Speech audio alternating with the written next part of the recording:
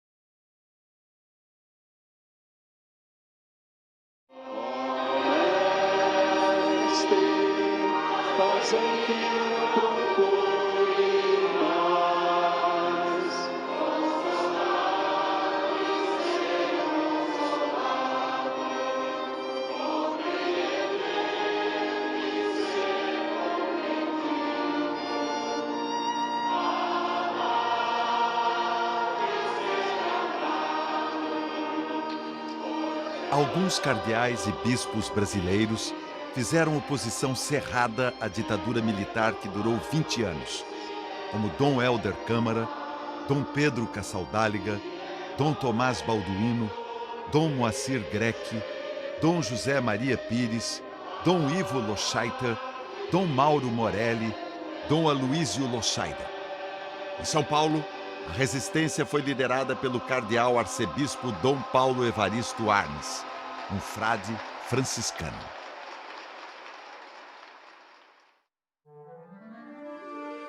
Coragem. As muitas vidas do cardeal Dom Paulo Evaristo Arnes.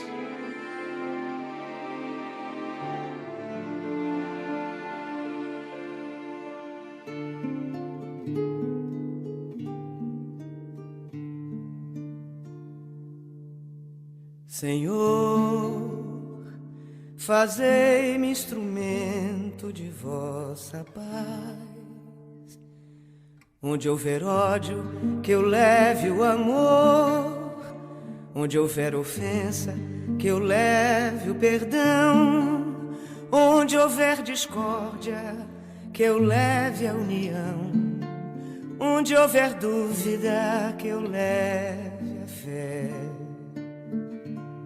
Onde houver erro, que eu leve a verdade. Onde houver desespero, que eu leve a esperança. Onde houver tristeza, que eu leve a alegria. Onde houver trevas, que eu leve a luz. Eu lembro então, o Dom Paulo me segurando, calma, calma, calma, menina.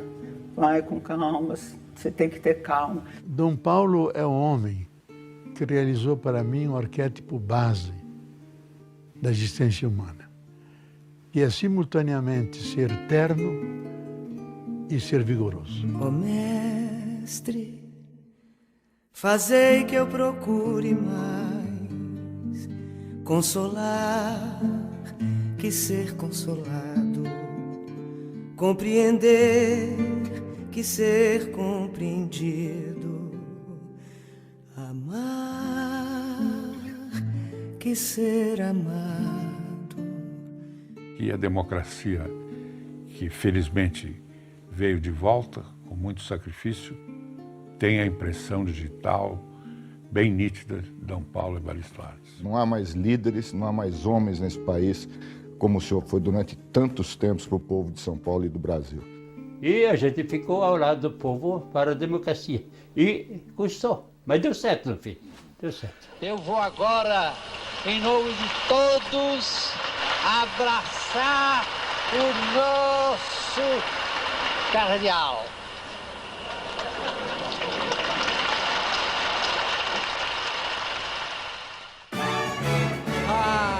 Dom Paulo, o cardeal da periferia.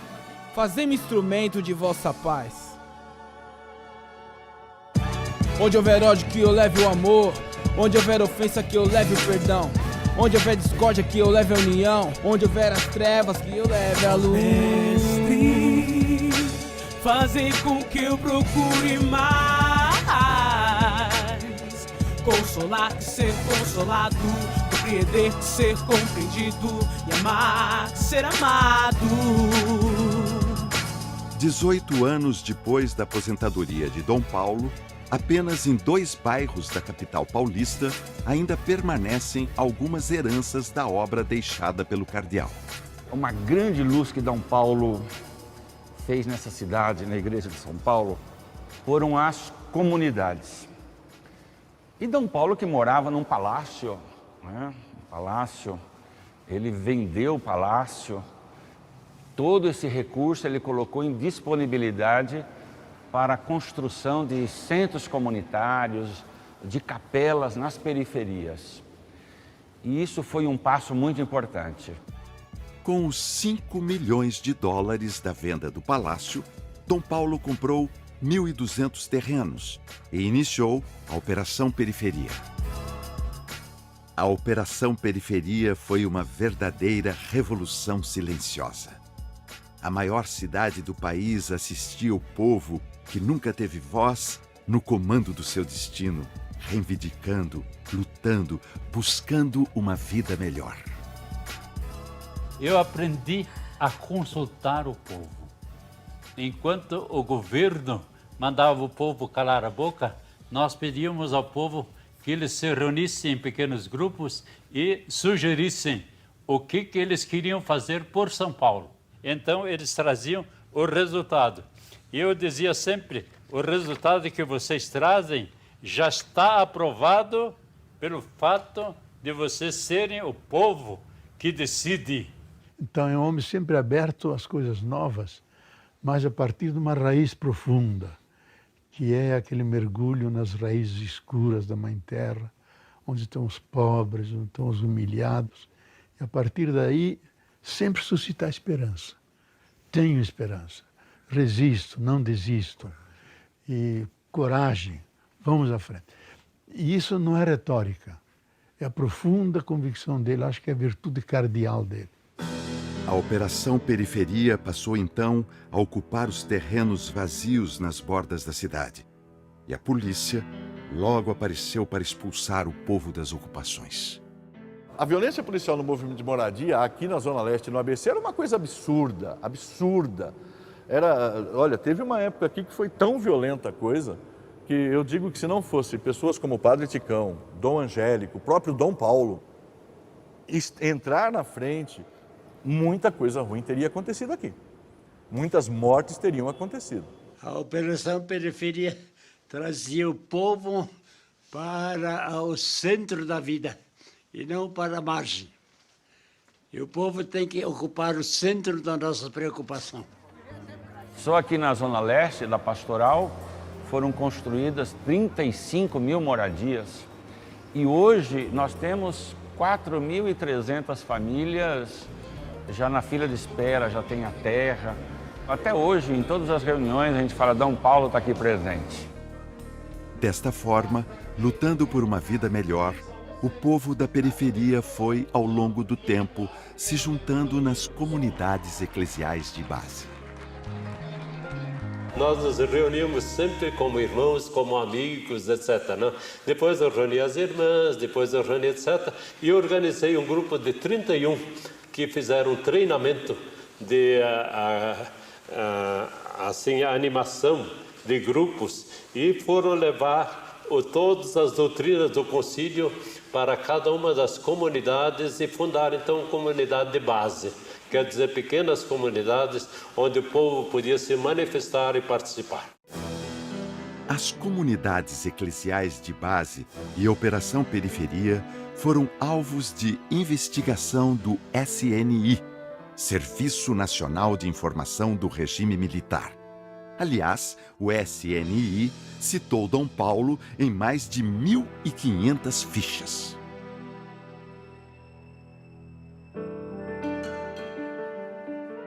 Foi em Petrópolis, ainda no início da carreira como professor no seminário local, que Dom Paulo começou a trabalhar com o povo mais pobre. Fundou uma escola que existe até hoje, e na Capela São José do Itamaraty, a história registra a passagem do frei Paulo Evaristo Arnes pelo bairro. Eu trabalhei 10 anos e meio em 7 morros de Petrópolis, onde morava a gente mais pobre, e chamava-se com o belo nome de Itamaraty. Ele perguntava, onde estão as favelas? Onde estão morando os pobres? Porque eram os primeiros a serem visitados. Depois ele entrava nas casas, conversava. Então, para mim, isso está na alma franciscana dele. Em Paris, na Universidade de Sorbonne, Dom Paulo se preparou durante anos para se tornar professor. Defendeu a tese de doutorado sobre a técnica de edição de livros na época de São Jerônimo, século IV. Esta tese é um dos 58 livros que ele escreveu ao longo da vida.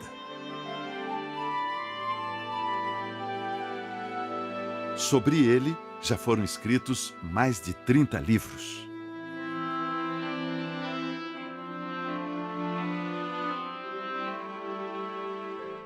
Esta ala do Arquivo Metropolitano da Igreja em São Paulo foi inaugurada por Dom Paulo em 1984. O arquivo abriga cerca de 40 milhões de documentos antigos. Só de batizados são 6 milhões. Este é o documento mais antigo do Arquivo da Cúria Metropolitana de São Paulo. São registros de casamentos da Sé de 1632.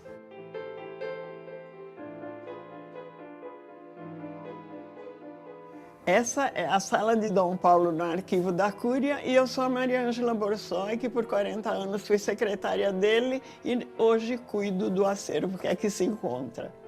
Nesses arquivos existem mais de 9.000 fotos de Dom Paulo.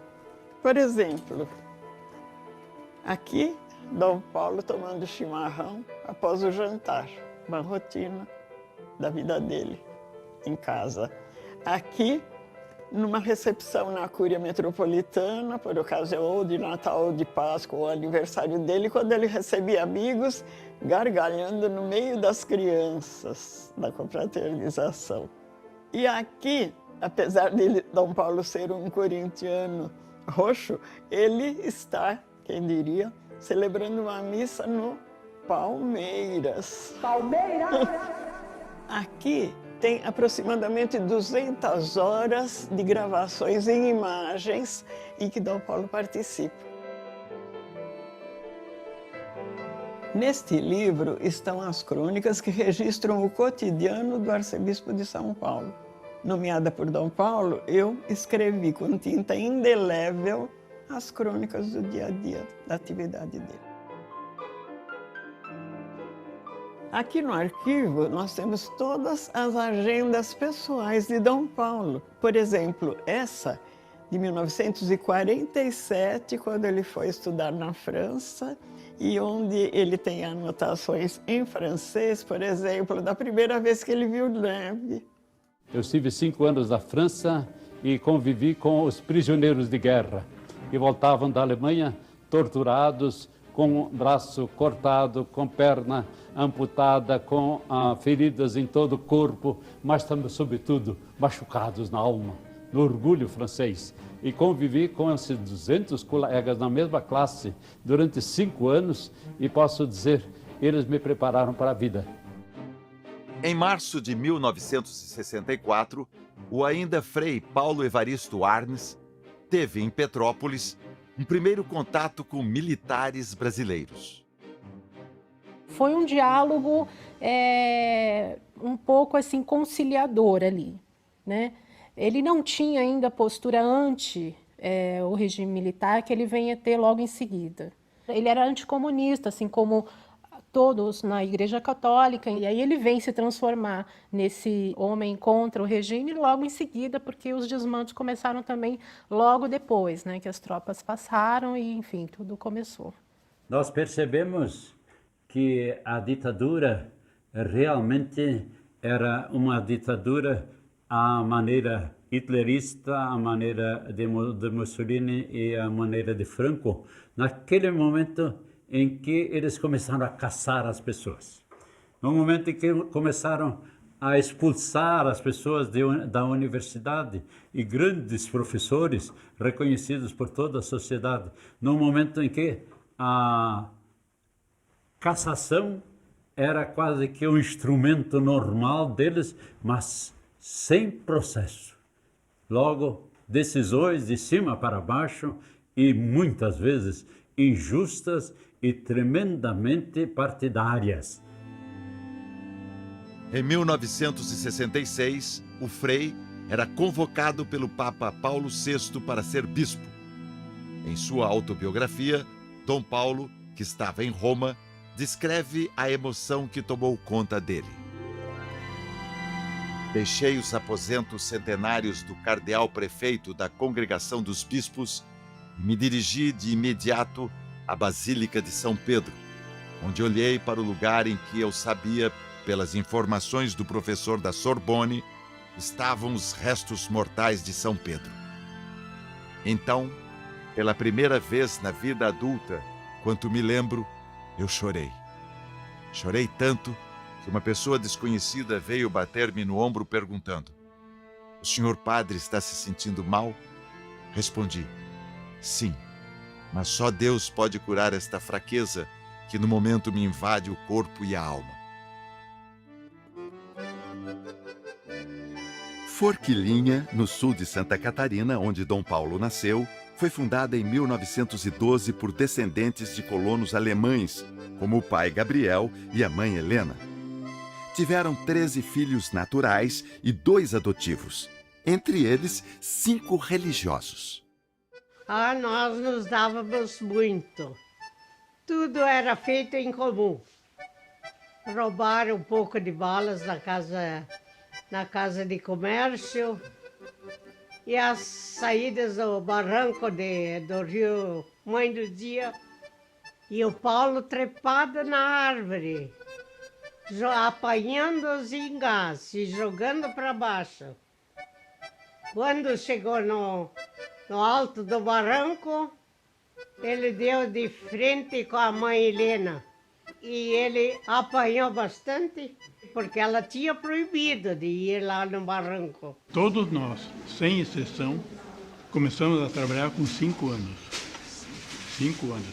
Colocar tabuinha para fazer tijolo. Então, de manhã, escola até meio-dia. A 1h da tarde, nós estávamos na oficina lá fazendo tijolo. Então, nos acostumamos com 5 anos a uma certa disciplina no trabalho.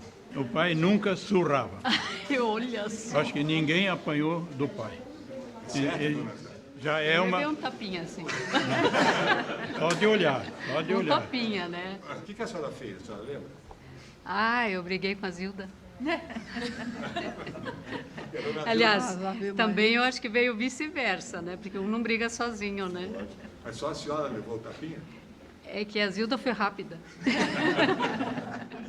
A mana Zilda, a que foi mais rápida, é a médica Zilda Hans, que, por sugestão de Dom Paulo, criou a Pastoral da Criança em 1983. Ela morreu tragicamente em 2010, num terremoto no Haiti. Ela era o sonho de todo mundo. O sonho de todo mundo para cuidar dos pobres e cuidar dos doentes.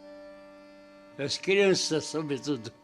Dom Paulo, uma lembrança da casa do MAC, ó. Eu e a minha mãe Maurícia, uma lembrança laranjinha de Forquilinha para Dom Paulo.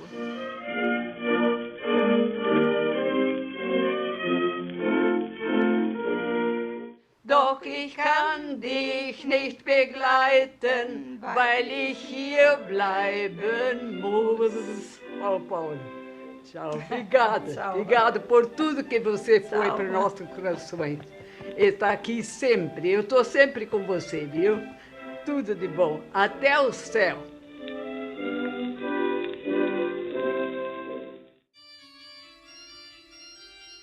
Em 1945, saindo em procissão da casa dos pais e cercado pela família, o jovem Frei Paulo foi rezar sua primeira missa.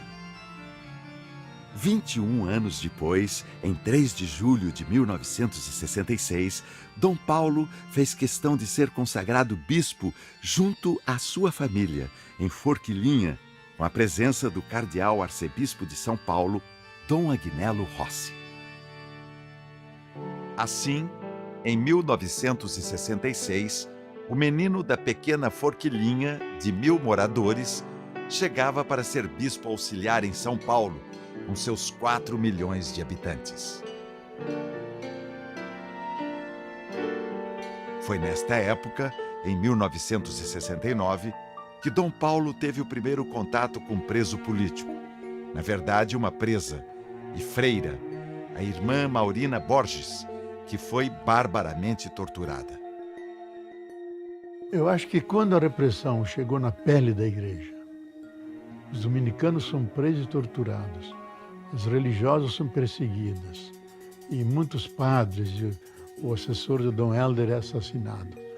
Aí a igreja sentiu na própria pele o que significava a repressão.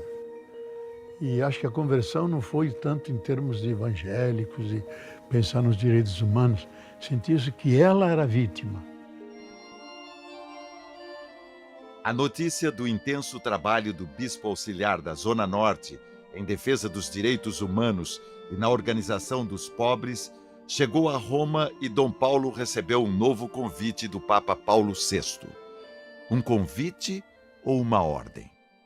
Foi telefonema de Roma do anúncio apostólico do Humberto Mozzoni, que dizia assim: Dom Paulo, o Papa Paulo VI pergunta se os aceita ser arcebispo de São Paulo.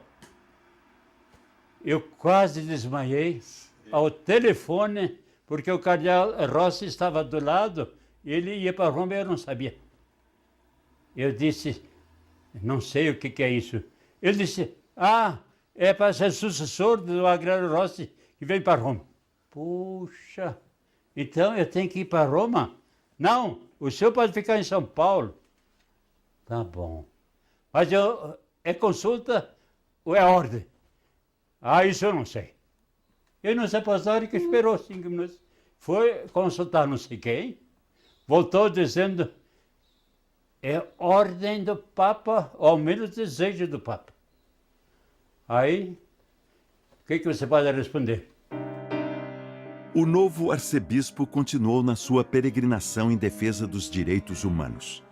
Dias depois de assumir o posto, fez mais uma visita aos frades dominicanos que estavam presos como subversivos. Frei Fernando, Frei Beto, Frei Ivo e Frei Roberto Romano.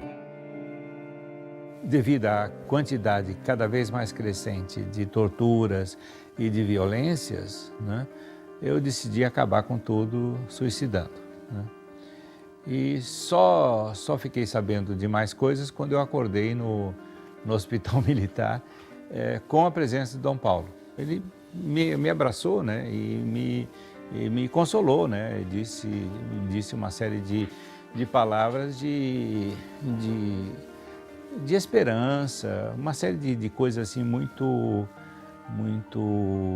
profundas, né, muito simples e profundas, como ele é, né? 2 meses depois de visitar os dominicanos, Dom Paulo mandou colar a página do jornal O São Paulo na porta das igrejas, denunciando a prisão e tortura do padre Giulio Vittini e da assistente social Iara Spadini. Era o jeito de fazer o fato mais conhecido.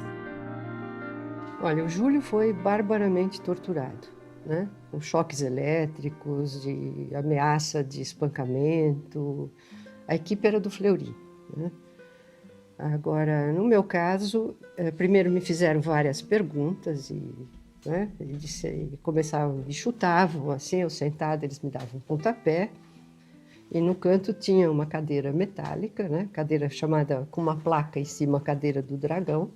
Pediram para eu tirar a roupa, eu não quis tirar. E eles disseram, se você não tirar, nós vamos ter que tirar. Aí eu acabei tirando, me deixaram de roupa íntima. E eu sentei na cadeira do dragão e aí ligaram diretamente na tomada, um bico de tomada comum, começaram a me dar choque no tornozelo da perna esquerda. E eu sentia o cheiro da fumaça, assim, da queimadura, né? Acho que eu fiquei aí uns 15 minutos. Entrou alguém e falou, você foi salva pelo gongo. Não sei bem se Dom Paulo já tinha aparecido naquela hora, porque Dom Paulo apareceu imediatamente, na mesma noite, né, em nossa defesa.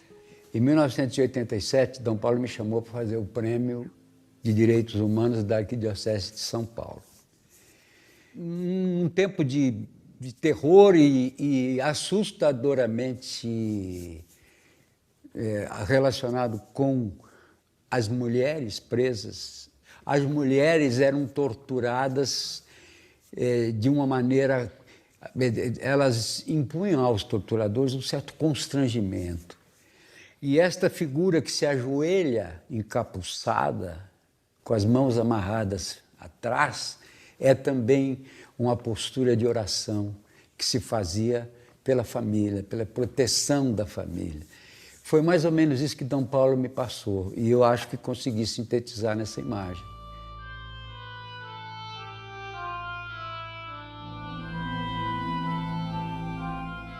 Pouco antes de uma das viagens a Roma, Dom Paulo fez uma visita surpresa ao presídio feminino. Eu entrei lá e encontrei umas 40 mais ou menos, e as 40 contaram tudo o que tinha acontecido. Uma contou que mataram a criança dela, nos braços dela. Outro contou que queimaram a criança com charutos. Outro contou horrores. Bem, em todo caso, quando saímos de lá, depois de 1 hora, 1h30, e chegamos lá embaixo, o diretor virou-se para mim e disse: mas o senhor não acredita naquilo que disseram, não é?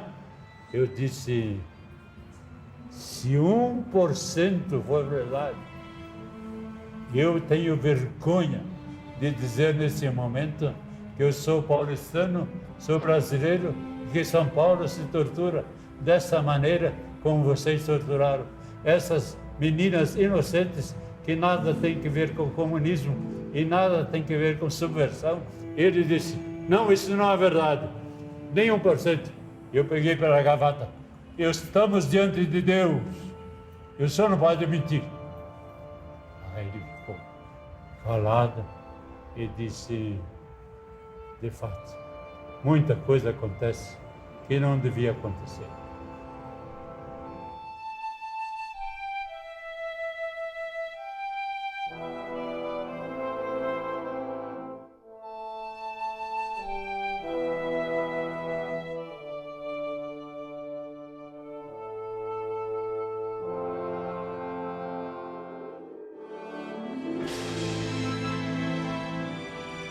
Dom Paulo, o cardeal dos operários.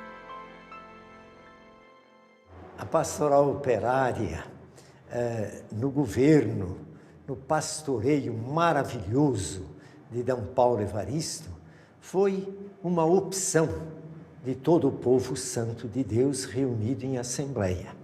E o Santo Dias fazia parte da coordenação da pastoral operária, da nossa equipe.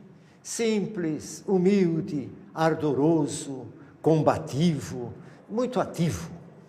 E veio então o sacrifício desse militante, desse apóstolo de Jesus, Santo Dias, alvejado pela polícia militar. Quando soube da morte, Ana, a mulher do Santo Dias, saiu em disparada para o pronto-socorro e lá descobriu que a polícia queria levar à força o corpo do seu marido.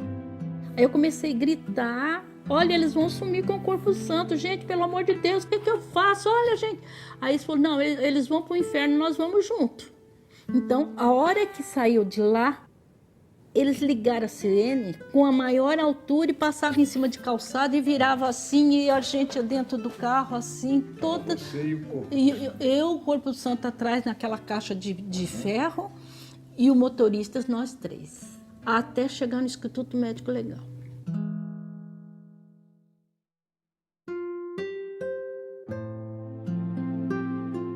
Aí o Dom Paulo chegou, pondo o dedo cada um, apontando: seus assassinos, vocês mataram um pai de família. Aí vai aonde? Vai ver lá aonde? Aí o Dom Paulo e os padres resolveram falar: não, então vai para a Consolação. Naquela hora, nós fizemos uma procissão da Igreja da Consolação até a Catedral. Ela começou talvez com 10 ou 15 mil e depois terminou com 150, 200 mil, porque o povo todo foi se aglutinando e foi entrando para a Praça da Sé a ponto de enchê-la.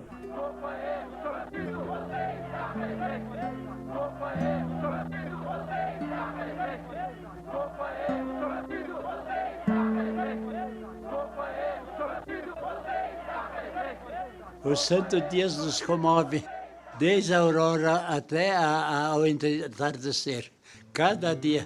O Santo Dias é uma imagem do herói que dá a vida pelo povo.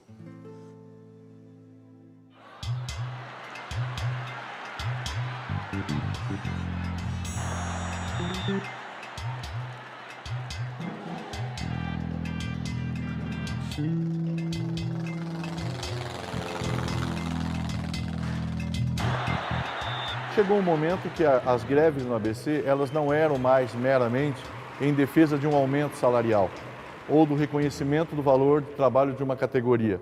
Ela passou a ser um movimento pela redemocratização do país. E nesse aspecto, a presença de Dom Paulo, que sempre lutou abertamente contra a ditadura militar, era para nós um apoio muito grande. Foi um período de muitas prisões de operários. Em 1980, com a greve dos metalúrgicos do ABC no auge, 10 líderes sindicais, entre eles Luiz Inácio da Silva, o Lula, foram levados para o DOPS. Quantas vezes ele foi ao DOPS, né? Às vezes nem era recebido, então ficava na calçada, andando para lá e para cá, rezando o terço, até que os militares o recebessem, e tinha um pouco medo deles, sabe? Estádio de futebol do Morumbi lotado. A multidão aguarda a chegada do Papa João Paulo II em visita a São Paulo. Para saudar o Papa, Dom Paulo escolheu um operário, Valdemar Rossi. O Espírito de Deus o ilumine para sempre. Foi muito comentado na época que o discurso do operário Valdemar Rossi teria sido censurado pela Cúria Romana. O ex-secretário da CNBB, Dom Celso Queiroz, não tem a menor dúvida. Pontos muito concretos e muito sensíveis para a vida da igreja ainda continuam muito nas mãos da Cúria. É para ser um poder auxiliar, e muitas vezes é, mas às vezes tem sido um poder paralelo. Eu acho que isso é terrível. A Cúria e as nunciaturas se agarram a isso como poder, né? O poder. E foi esta mesma Cúria Romana, agindo nas sombras, que acabou enfraquecendo a ação pastoral de Dom Paulo. Sem que o cardeal soubesse, a Cúria Romana baixou um decreto dividindo a Arquidiocese de São Paulo em 5 dioceses autônomas. A igreja tinha um papel fundamental, porque era através dela que o povo estava sendo conscientizado, que o povo estava tendo oportunidade de conhecer verdadeiramente os seus direitos. E eu estou falando da teologia da libertação. E a teologia da libertação incomodou, como incomoda ainda hoje, por incrível que pareça. Ela incomodou aqueles que estavam instalados em seus palácios, os que estavam instalados em suas catedrais, os que estavam instalados atrás de um título, e que usavam esse título muitas vezes não como um acólito, não como alguém que estava ali para receber o povo, mas para oprimi-lo. Isso tudo, para a Cúria, significava um incômodo, para a Cúria Romana. Era necessário neutralizar algumas forças. E assim foi com Dom Paulo. Então, eu posso dizer, com os papas sempre me dei bem. Agora, a Cúria Romana é outra questão, né? Se os operários organizados nos sindicatos recebiam total assistência do cardeal, o povo pobre e desorganizado que vive perambulando pelas ruas da cidade também recebeu a atenção de Dom Paulo. Dom Paulo, o cardeal do povo da rua.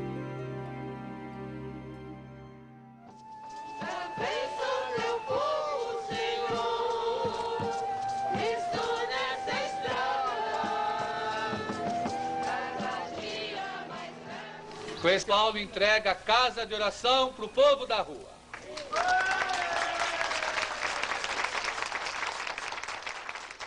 Isto foi tão interessante, porque quando Dom Paulo voltou do Japão, onde ele ganhou aquele prêmio de paz, o dinheiro que ele ganhou, ele ofereceu a padre Júlio Lancelotti para construir uma casa no centro da cidade, onde o povo poderia comer, dormir, tomar banho, etc. Mas ele falou com Júlio, você vai conversar com o povo para ver o que eles pensam, como eles gostariam que a casa fosse. Júlio voltou e disse, Dom Paulo, eu conversei com o povo de rua, mas eles não querem este tipo de casa. Eles querem uma catedral do povo de rua, porque eles dizem que quando eles entrem na catedral na Praça da Sé, o povo olha feio para eles, e se eles sentem no banco, as senhoras levantem e vão sentar em outro lugar. e eles ficam humilhados. Eles querem uma catedral só para eles. Dom Paulo então sorriu e disse, pode construir para eles esta catedral que eles querem, mas pergunta para eles se não pode ter uma cozinha, um banheiro, etc., também para poder ajudar. E Júlio foi falar com o pessoal, claro que não era possível chamar de catedral, mas então surgiu o nome da Casa de Oração do Povo de Rua. O coordenador da Pastoral do Povo da Rua, que construiu a Casa de Oração, é o padre Júlio Lancelotti, que há mais de 30 anos cuida dos abandonados da cidade grande. Não é nenhum grupo, é o povo que está lá. O povo que está lá. No dia que fomos entrevistá-lo sobre Dom Paulo, encontramos uma reunião do Conselho da Pastoral discutindo como evitar uma reintegração de posse pela tropa de choque da polícia, marcada para 2 dias depois, um domingo. Padre Júlio falou com Deus e o mundo e conseguiu marcar uma audiência com a juíza responsável pelo caso para a mesma tarde. O nosso objetivo é evitar que haja reintegração no domingo. Enquanto as mulheres e crianças iam na Kombi da Pastoral, Cabe 2 aqui ainda. Tem 2 aqui. Ele percorreu a pé, com outros moradores de rua, os 3 quilômetros até o fórum. Apenas 7 pessoas poderiam participar da audiência. 1h30 depois, a decisão. E a juíza nos deu, então, um prazo de mais 60 dias. Não haverá reintegração de posse no domingo. Uma grande vitória nossa. Foi maravilhoso, gente. Maravilhoso mesmo. Vamos mostrar para esses caras que estamos moradores de rua, mas a gente está unido e a gente vai correr atrás dos nossos direitos até o fim. Quem tiver certidão e não tiver RG, vai ter um plantão para fazer o RG de todo mundo. Quem não tiver certidão, a gente vê. E o prefeito está puto da vida, me chamou agora para o gabinete dele. Eu fui para lá para a entidade.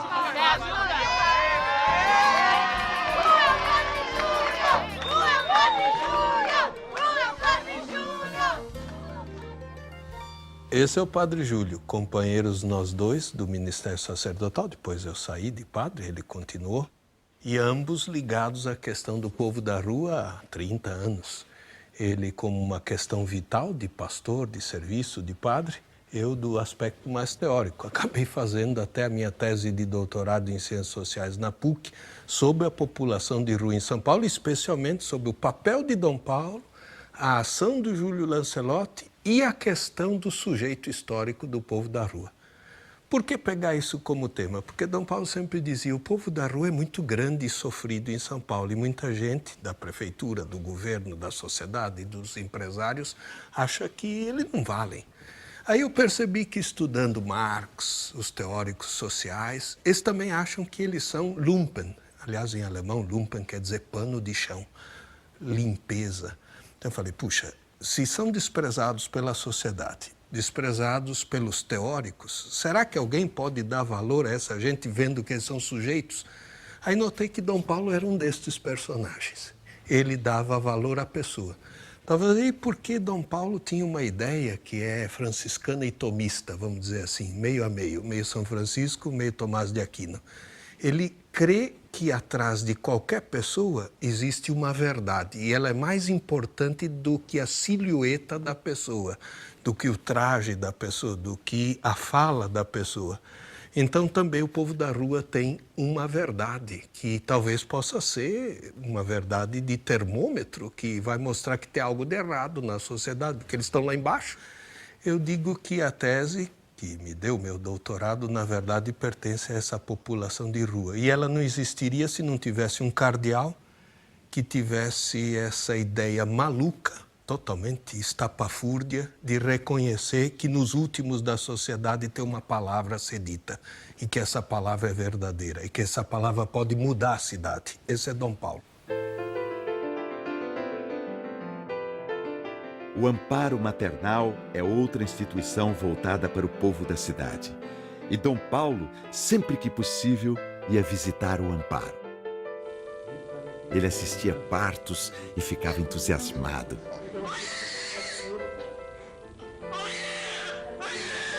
Deixa eu pensar logo a primeira coisa.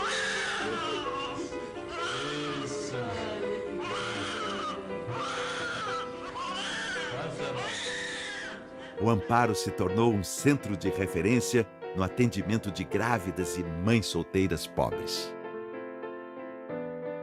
Eu, durante 28 anos como arcebispo, eu fui buscar dinheiro em tudo quanto é lugar no mundo.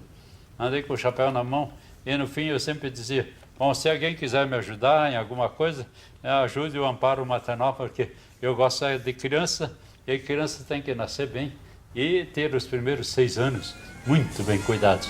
A praça é do povo, como o céu é do condor, já dizia o poeta dos escravos lutadores. Era sempre aqui, na Praça da Sé, em frente à catedral, que o povo da rua vinha se manifestar em busca de seus direitos. Foi aqui que os movimentos sociais da Operação Periferia promoviam suas reuniões imensas, sempre com o apoio de Dom Paulo e dos seus bispos auxiliares.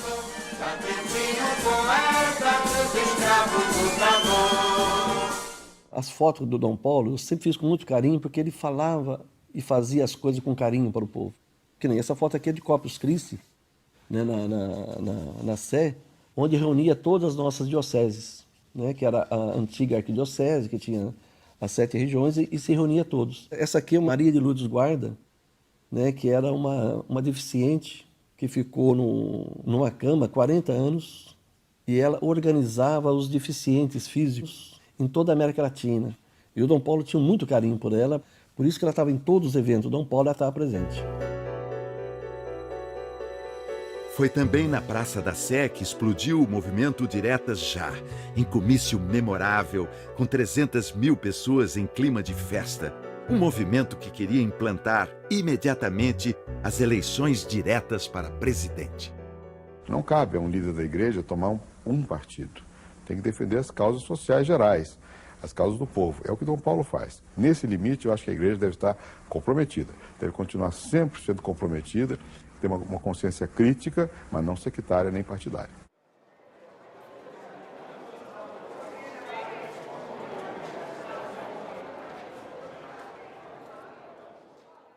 Com o PSDB, com os tucanos, a gente poderia dizer que o prefácio desse aconselhamento, dessa influência de D. Paulo junto à fundação do PSDB, foi um trabalho que ele encomendou como presidente emérito da Comissão de Justiça e Paz para sociólogos e políticos ligados ao Fernando Henrique Cardoso, SEBRAP. E ele encomendou um livro que depois foi publicado e teve grande influência acadêmica, São Paulo, Crescimento e Pobreza. No caso do PT, não se teria constituído o PT sem a comunidade eclesial de base. E foi D. Paulo que, dentro do mundo grande das comunidades, que eram centenas em São Paulo, soube pensar aqueles mais voltados, mais vocacionados para a política, e depois, na hora em que o Lula e outros companheiros propuseram a transformação desse movimento sindical num partido político, ele soube aconselhar que essa pessoa fosse acompanhar a fundação do PT. D. Paulo recebia sempre todos, de qualquer corrente, de qualquer ideologia, de qualquer partido. Mas é óbvio que nós, estando na periferia como padres, nós tínhamos uma opção estratégica, ideológica. E xingamos o Maluf em todas as missas da Zona Leste. Ele era o prefeito. E nós acabamos com ele, mandamos para o inferno. D. Paulo ficou sabendo e chama Ticão, a mim e o padre Júlio Lancelotti para uma reunião na casa dele. Sabíamos que íamos levar bronca. E a bronca foi federal. Como fazem isso com o prefeito? E a liturgia do cargo? Vocês são padres, não têm responsabilidade. Apanhando. Quando ele deu a bronca, nós todos amuadinhos, assim como moleques de primeira comunhão, sim, o senhor tem razão. Mas a cada mais que a gente queria dizer que ele era sem vergonha, que ele tinha roubado o povo, ele, não é possível. E nós, cada vez mais, quase enfiados no chão, ele fala, agora temos um encontro importante. Ele abre a outra porta, estava Paulo Salim Maluf na outra sala. Ele leva nós três para outra sala. O Maluf olha assustado, porque não queria nos ver, queria só dar bronca dos padres. Falei, eu chamei os três aqui para discutir o que eles andaram falando e eles têm razão. O senhor não está fazendo nada direito nessa cidade. Trate de mudar. Nós não sabíamos se batíamos palmas, se nos escondíamos, porque lá dentro nós apanhamos, mas lá fora ele nos defendeu. Esse é Dom Paulo. O povo na praça lutando por seus direitos políticos, lutando pela anistia, o povo nas ruas reivindicando seus direitos de cidadão, bebês pobres nascendo em segurança, com suas mães assistidas. Com estas iniciativas, Dom Paulo estava, na verdade, colocando em prática a Declaração Universal dos Direitos Humanos, adotada pela ONU em 10 de dezembro de 1948. Dom Paulo, o cardeal dos direitos humanos. Dom Paulo sempre foi acusado de defender os direitos humanos apenas dos mais pobres e humildes. Até que o empresário Abílio Diniz, dono da maior rede de supermercados de São Paulo, foi sequestrado. Cercados pela polícia, os sequestradores pediram que Dom Paulo participasse das negociações. Ele não se fez de rogado e conseguiu a libertação do empresário. Dom Paulo chegou a distribuir na arquidiocese mais de 1 milhão de exemplares do folheto com os 30 artigos da Declaração Universal dos Direitos Humanos, comentados à luz da doutrina cristã. Primeiro, direito à vida. Segundo, direito aos meios da vida, que é a comida, conquistada pelo trabalho, e ter a sua casa, ter a sua educação. Então, ele foi um dos primeiros a inaugurar esse discurso. A distribuição dos folhetos mereceu, no DOPS, a Polícia Política Paulista, a ficha número 16, no dossiê do cardeal. No total, o DOPS abriu 46 fichas sobre Dom Paulo. A primeira em 9 de novembro de 1970, 8 dias depois de ele assumir como arcebispo. Esta defesa intransigente dos direitos humanos motivou uma campanha sórdida alimentada por radialistas sensacionalistas. Eles diziam que Dom Paulo defendia os direitos apenas dos bandidos. Isso também foi uma acusação que fizeram a Jesus, não é? Que ele estava sempre com as meretrizes e os malfeitores, etc. Né? Até, para mim, eles até deram um título mais bonito, bandido, né? A gente joga, brinca de bandido, etc., mas para Jesus disseram que ele estava entre meretrizes e pecadores, né? E isso é muito pior, né? Eu acho que não faz mal eu defender esses que furtaram porque tinham fome. Meu Deus, um dia nós vamos ser interrogados na eternidade, segundo o Evangelho de São Mateus, capítulo 25, versos 31 e seguintes. Eu tive fome e você não me deu de comer em São Paulo.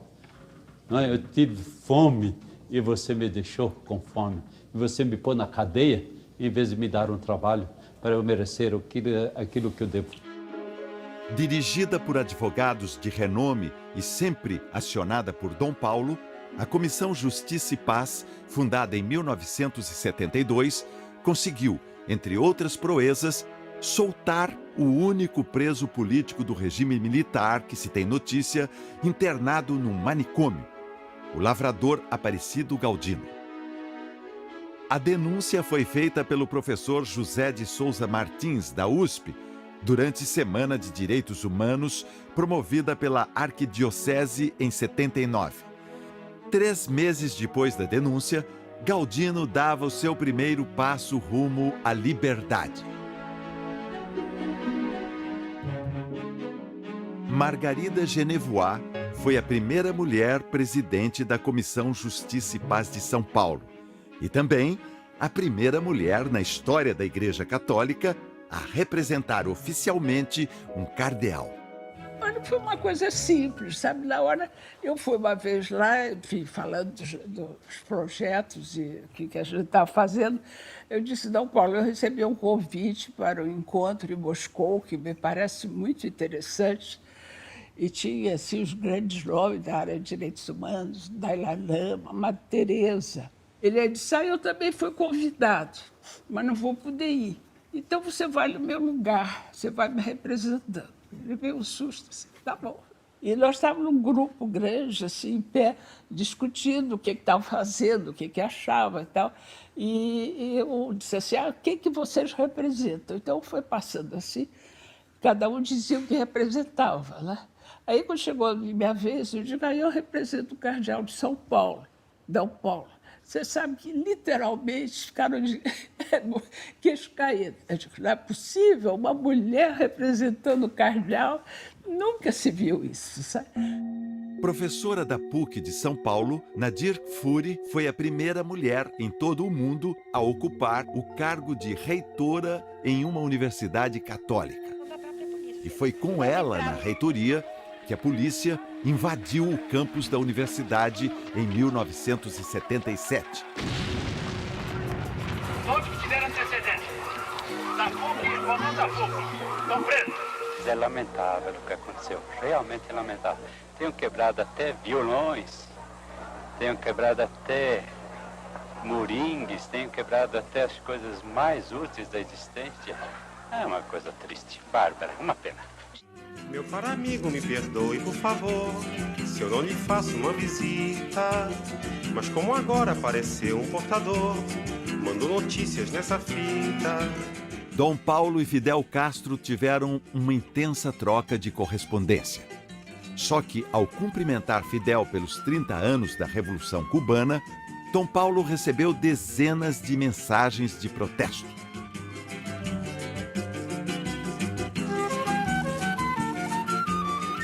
A resposta aos críticos veio em um singelo bilhete manuscrito. Sempre espero poder abrir alguma brecha onde não se consegue abrir as portas. Deus sabe que a intenção de toda atividade é missionária. Somente a história vai dizer se as cartas, apesar de mal traduzidas, trouxeram mais bem do que perigo. Esta outra carta, confidencial, que Dom Paulo enviou ao Conselho Mundial de Igrejas, na Suíça, desencadeou um dos mais importantes projetos mundiais da luta contra a tortura. O livro Brasil Nunca Mais, que no exterior recebeu o título Tortura no Brasil. O principal ponto e o objetivo era que a história não se repita. Por isso que chama Brasil Nunca Mais. Nunca mais o que aconteceu naquele tempo, né? Agora, na época de escrever, era ainda tudo muito difícil.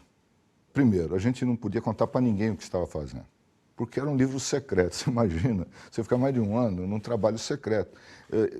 Nem a família podia saber o que a gente estava fazendo, porque se vazasse qualquer coisa, acabava o projeto, né? Os militares ainda mandavam no Brasil. Não só poderia acabar o projeto se alguém falhasse, né? Mas você poderia ser preso e perseguido, enfim, né? Ainda havia esse clima no país. E no final, aquela palavra que sempre me lembra Dom Paulo, né? Coragem, coragem, né? E era o que a gente precisava, o que mais precisava para fazer aquilo. Um dia eu estava autografando o livro na exposição, quando um garoto de 13 ou 14 anos chegou com o livro e disse: Dom Paulo, eu quero o seu autógrafo. Aí eu olhei para ele e disse: não, esse livro não é para você. É um livro muito pesado, conta coisas que você não vai aguentar. Então ele disse: eu estou procurando meu pai desde que eu tenho consciência e nunca encontrei. E aqui dentro ele está. Olha. Ele está nesse livro, Brasil Nunca Mais. E nós devemos ao reverendo Jaime Wright a organização tão objetiva, tão exata de tudo, que nunca nada foi desmentido desde a publicação do livro até o dia de hoje. Então, o livro valeu para a história do Brasil. Dom Paulo também abriu as portas da catedral para celebrar missas e atos ecumênicos pelos perseguidos e assassinados pela ditadura. No início de 1973, há uma ação coordenada contra a ALN, Ação Libertadora Nacional, e que vai atingir algumas das lideranças que a ALN tinha dentro da USP, entre elas o pessoal do Centro Acadêmico da Geologia, Adriano Diogo, etc., e o Minhoca, que era o Alexandre Vanucci, Leme, que é preso e assassinado sob tortura aqui no 2º Exército, no DOI-CODE. Inicialmente a ideia era fazer uma missa campal na USP, depois se evoluiu para a ideia de tentar fazer na igreja do Largo de Pinheiros, e o Dom Paulo propõe uma coisa que para nós era impensável, de realizar essa missa na própria catedral. Houve bloqueio da cidade, mais de 100 bloqueios, dificuldades de todo tipo.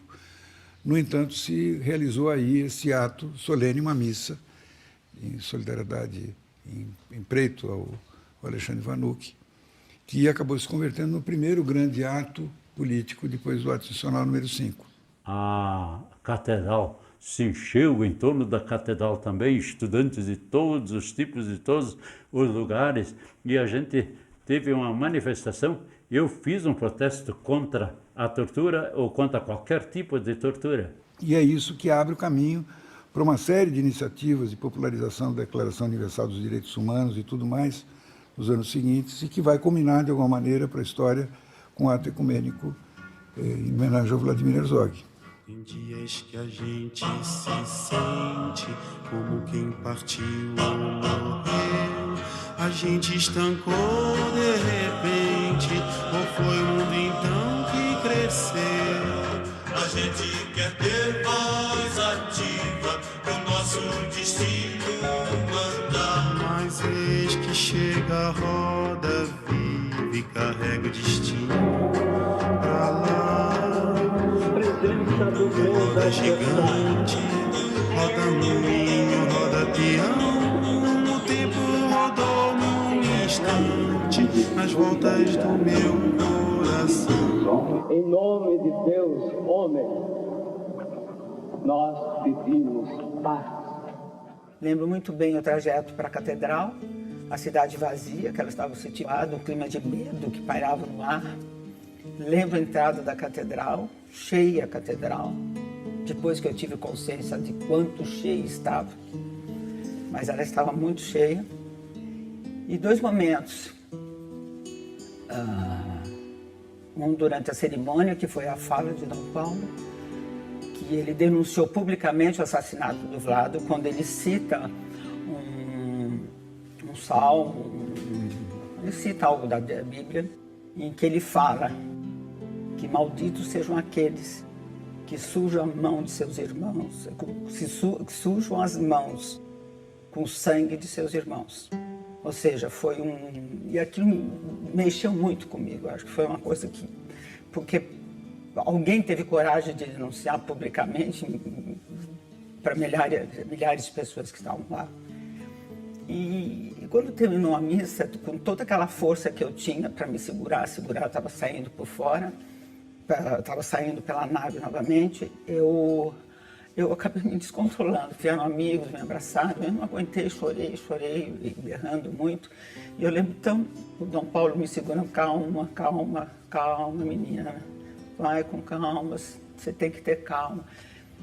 E o Dom Helder dizendo, Paulo, deixa ela berrar, ela tem que botar esse ódio para fora. Dom Paulo Evaristo Soares era uma espécie de amparo. Ele era efetivamente um amparo dos perseguidos. Eu me lembro bem da palavra de meu tio Helder Câmara, quando ele disse, no fim da cerimônia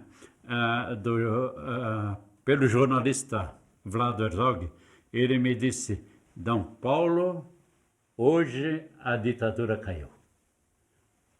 Hoje são 1.050 jornalistas que se manifestam. Hoje é a igreja que acorda. Hoje é o povo que se revolta contra a falta de justiça em nosso meio. Em 2010, Clarice Herzog e o filho Ivo convidaram Dom Paulo para participar do Instituto Vladimir Herzog. No final de 2008, a gente começou a pensar na ideia de criar um instituto para organizar a memória do meu pai e contar a história de toda uma geração. E a gente foi conversando com muitas pessoas que tinham vivido aquele período, que tinham participado. E aí não podia deixar de não conversar com Dom Paulo. E uma coisa que ficou, que foi muito interessante, que a gente chegou lá e ele tinha preparado de punho essas notas, como se ele tivesse feito uma lição de casa sobre pontos que a gente deveria refletir, sobre temas, sobre pensamentos, né? Para ajudar a gente a pensar na missão e no papel que o Instituto deveria fazer. Aqui no final ele fala de justiça, verdade, solidariedade e paz. Dom Paulo é um filho dileto de Francisco, é um iluminado do Espírito. E, como tal, ele trabalhou contra a ditadura, como tal, ele protegeu no que pôde os perseguidos, e como tal, sobretudo, ele tentou ajudar aos prisioneiros políticos, aos torturados e, sobretudo, aos familiares dos mortos e desaparecidos. Em 1979, Dom Paulo levou um grupo de parentes de desaparecidos políticos para uma reunião com o general Golbery do Couto e Silva, homem de confiança do general-presidente Ernesto Geisel. Havia familiares de 22 desaparecidos. Dom Paulo ficou dizendo para o Golbery, lembro do olhar indignado dele e solidário, né? É necessário investigar isso. É necessário, é fundamental que a gente saiba o que aconteceu com essas pessoas. Depois da reunião na CNBB, Dom Paulo falou mais uma vez sobre o assunto com o general Golbery. Me lembro assim, da indignação, da tristeza do olhar de Dom Paulo, quando ele me disse, o Golbery, o general, abriu, diante da minha insistência, ele simbolicamente abriu uma gaveta e disse, aqui tem 22 mortos e eu não vou assumi-los. E a gente falou quem são os 22. Não é, João Paulista, não sei. Em maio de 71, uma quarta-feira, às 11h15 da manhã, como consta de sua agenda pessoal, Dom Paulo teve, em Brasília, um encontro muito tenso com o então general-presidente Garrastazu Médici. Hoje você é quem manda, falou, tá falado, não tem discussão, não. 2 anos depois, em 73, o próprio general Médici, através de decreto, caçava a Rádio 9 de Julho, da igreja, onde Dom Paulo fazia o seu programa Encontro com o Pastor. Apesar de você, amanhã há de ser outro dia. Como vai abafar nosso coro a cantar na sua frente, apesar de você. O Médici foi duro. Nós tivemos que ficar firmes até o fim, até a última linha, até o ponto final da frase que a gente disse para o mundo todo se concentrar, que os militares não mandam na nossa liberdade.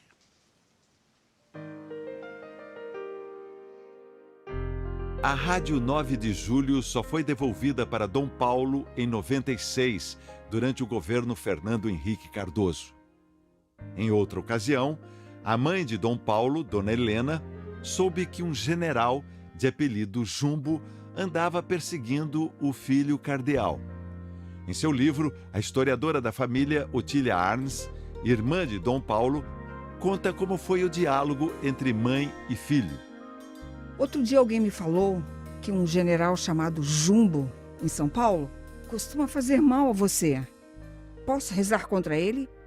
Mãe, reze a favor, para ele se converter. Posso rezar contra? Não, mãe. Reze pelo povo de São Paulo e pelos presos. Ela pediu para rezar contra o general Jumbo, mas eu não permiti. Dom Paulo, o cardeal da resistência. Don Pablo funda el grupo Clamor. El grupo Clamor lo funda con el reverendo Jaime Wright. Gracias a ellos, a Clamor, recuperan los 2 primeros niños secuestrados y desaparecidos en Argentina que aparecieron en Chile, en Valparaíso, ¿no? Y eso fue gracias al trabajo de Don Pablo con el equipo de la Comisión Justicia y Paz e de Clamor. A organização Clamor surgiu por causa de uma situação dramática. Estavam chegando centenas, milhares de refugiados, principalmente da Argentina, mas de outros países vizinhos também. Pessoas traumatizadas, apavoradas, sofridas. Eles traziam muitas denúncias do que estava acontecendo nos seus países. Tortura, campos de concentração e crianças desaparecidas. Aí chegou a denúncia sobre 2 crianças pequenas desaparecidas em Buenos Aires, mas talvez encontradas no Chile.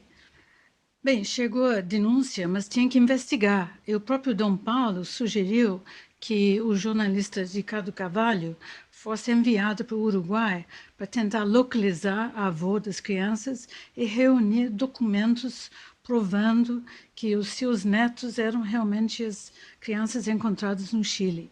Quando cheguei a Montevidéu, fui procurar a avó das crianças, Dona Angélica. E quando disse a ela que estava ali a pedido de Dom Paulo e que seus netos haviam sido localizados no Chile, ela caiu num choro silencioso e repetia baixinho: "Obrigado, muito obrigado, Dom Paulo. Eu sabia que eles estavam vivos."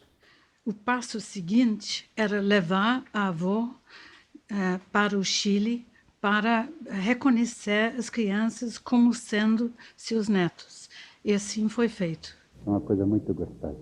A avó muito compreensiva, embora seja uma avó como todas as outras, deixou a criança com os pais adotivos por um tempo, vai levá-los ao Uruguai para um período e assim vão educá-las juntas.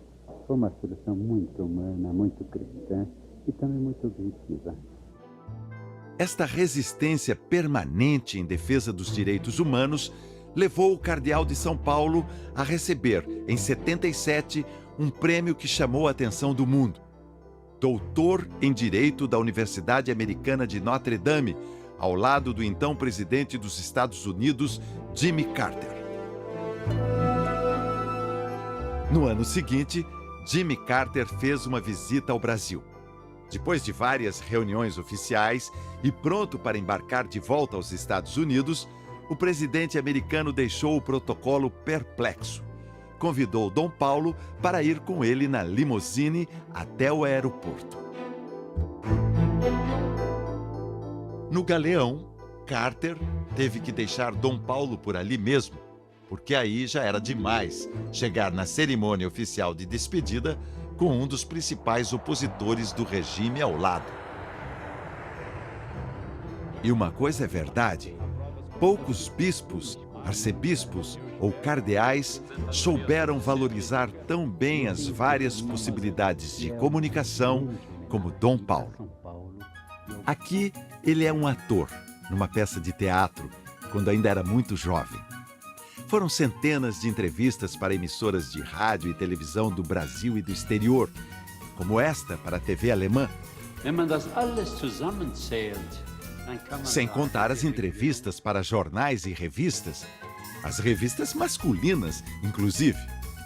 Eu lembro bem da mãe que foi no supermercado, né, viu a revista, comprou porque Dom Paulo deu uma entrevista. E ela toda animada, chegou em casa, abriu a revista, ficou vermelha, rasgou só a entrevista e jogou o resto fora, né? Uma revista com os nus não tão completos quanto hoje, mas bastante ousados para minha mãe. Então, e Dom Paulo falando que ele precisava conversar com todos os segmentos da sociedade.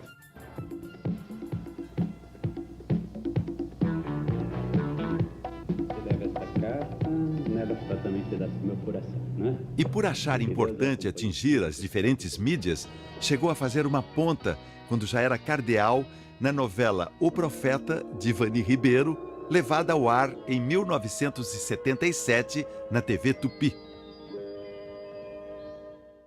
O Dom Paulo era uma pessoa já sob observação do regime. E conversei com a Ivani Ribeiro, que ela queria fazer uma novela chamada O Profeta, e convidou ele e imediatamente aceitou. E eu estava na Tupi, eu era o superintendente, recebi a notícia de que o capítulo não podia ir para o ar, porque estava censurado porque tinha a presença do Dom Paulo. Apesar de ter participado de outros capítulos, Chico Xavier, outras coisas, o Dom Paulo não podia.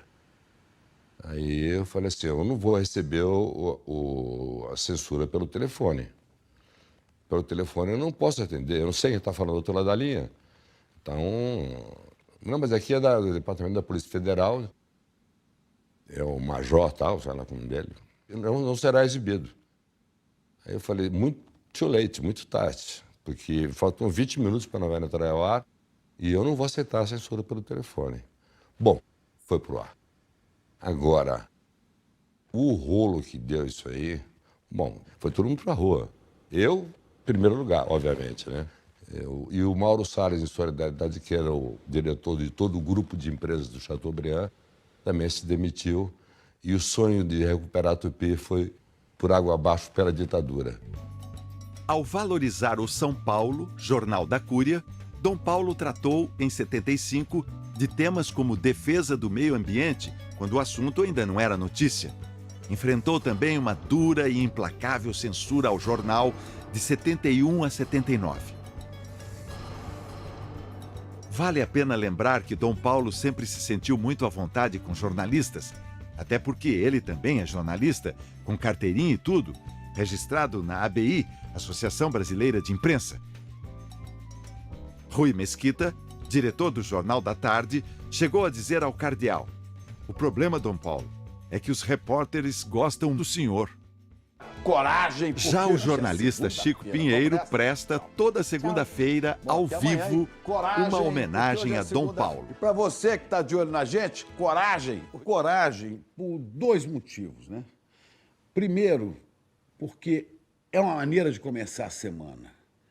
E é uma homenagem. É uma homenagem a Dom Paulo, que também é jornalista e que nos ensinava ou nos recomendava ter coragem naqueles anos de chumbo, com ternura e vigor, como convém a um franciscano. Coragem. Até hoje, quando a gente se cumprimenta, Dom Paulo me abraça e ele fala: coragem, coragem. Esta fé e esta coragem de Dom Paulo ficaram na memória do povo da cidade, também por conta das movimentadas missas em defesa dos direitos humanos e dos oprimidos, celebradas na Catedral da Sé.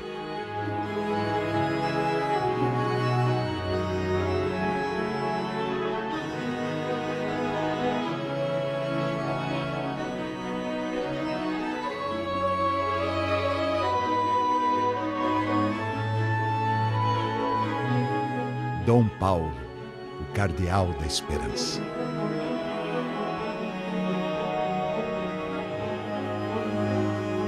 Pela tradição milenar, o cardeal tem direito a um brasão, onde cada detalhe tem um significado.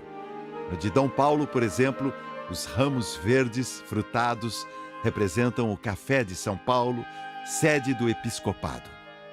Sem contar o lema, em latim, Ex spe in spem, que é a síntese perfeita da sua vida, de esperança em esperança.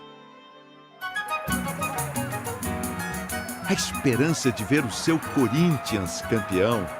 Ele até escreveu o livro Corintiano, Graças a Deus. Viva o Corinthians! A esperança de garantir aos mais velhos uma vida com amor e às crianças um futuro com dignidade. A esperança que as mulheres venham a ter os mesmos direitos e os mesmos salários que os homens. Os homens têm que criar juízo e saber que as mulheres são iguais a eles. Muitos pensam distinto, sentem distinto, A esperança que os vários credos se juntem num ecumenismo voltado para a capacidade de mudança, como Dom Paulo pregava na década de 70 e hoje é tema prioritário do Papa Francisco. Todos somos hijos de Deus. A esperança que haja sempre respeito aos direitos humanos e que a democracia seja um bem maior da nossa gente. A democracia precisa de uma ética, como tem, aliás, na nossa Constituição, mas que seja observada. Só. E aí eu percebi que ele era um homem da perfeição. Nós até entre nós estudantes dizíamos, quem de nós descobre algum defeito na personalidade, no gesto, nas falas, na vida de Dom Paulo? Nunca descobrimos nada. Ele era um homem que eu acho até hoje, ele busca a perfeição. E falando numa linguagem, digamos, mais clássica, um homem que busca a santidade. E santidade não é fazer milagres, é ser inteiro naquilo que faz. Você se incomoda de, olhando para cá, mandar uma mensagem para Dom Paulo? É difícil para mim.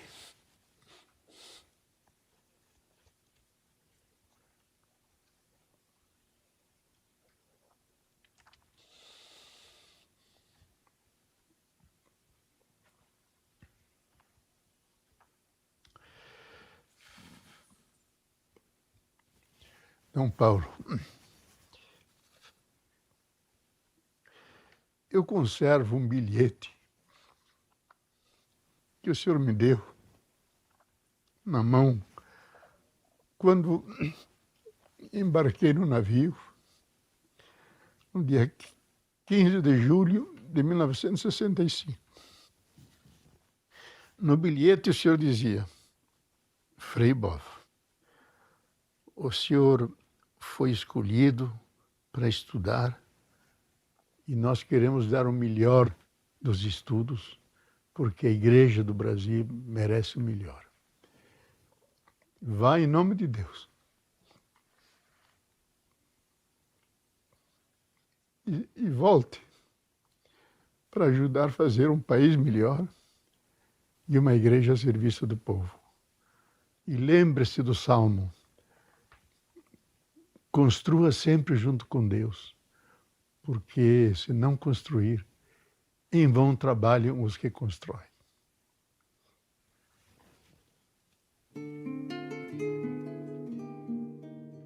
Ó Mestre, fazei que eu procure mais consolar que ser consolado, compreender que ser compreendido, amar que ser amado, pois é dando que se recebe, é perdoando que se é perdoado, e é morrendo que se vive para a vida eterna.